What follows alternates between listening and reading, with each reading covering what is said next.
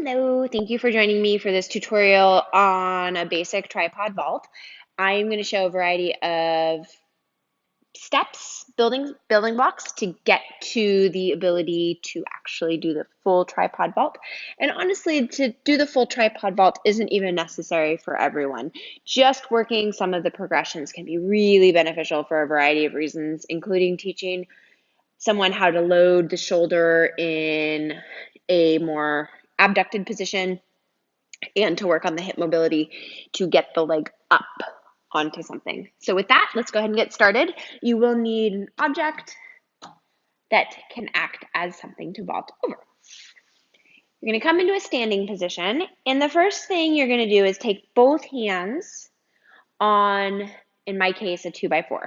Press both hands down. As you do that, begin to lift the left foot up, set it down. The foot might not reach all the way on top of the 2x4, and that's okay. It might only come partway up. It's totally fine. Alternate sides. You can also stay with the same side. I like to alternate because it starts to give the person the sense of how the weight is shifting. So when I lift, for instance, my left foot, I feel immediately more weight on my right arm. And when I lift my right foot, I feel more weight on my left arm. Once the person is able to do that and is beginning to access the range of motion needed to lift the hips up, you can play with the idea of lifting the foot, lifting the same side hand. So in my case, I have my left foot on the 2x4. I'm going to lift my left hand. Set that down and switch. And just go back and forth there. Once the person is able to do that comfortably, then you can start to play with shifting the weight, because eventually all of the weight is going to be on the foot that's on top of the 2x4. So, and the hand that's on top of the 2x4.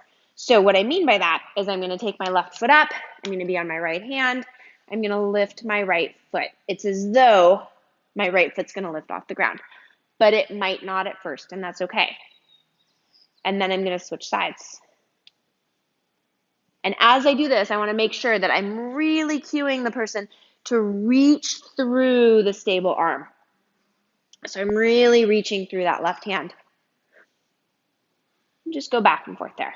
Again, the foot may or may not lift.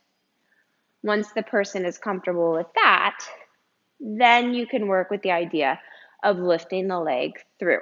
Now, it might be that the person doesn't quite have the hip mobility to lift the leg through. And I'll show a variation of that in just a moment. It requires me taking some things, reconfiguring a little bit to adequately show that.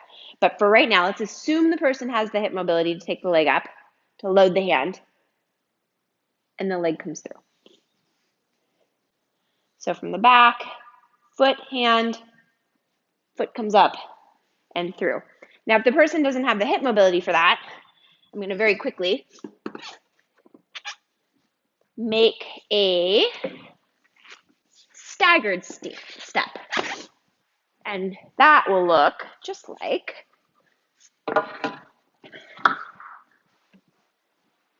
this. So my step here is a little bit lower than my step here. And that means I don't need quite as much hip mobility to take the foot on top, but I can still start to train the action of lifting up and over. And sometimes what I'll do is I'll put a dowel right here, so I'll hold the dowel. So the person actually has to clear an obstacle.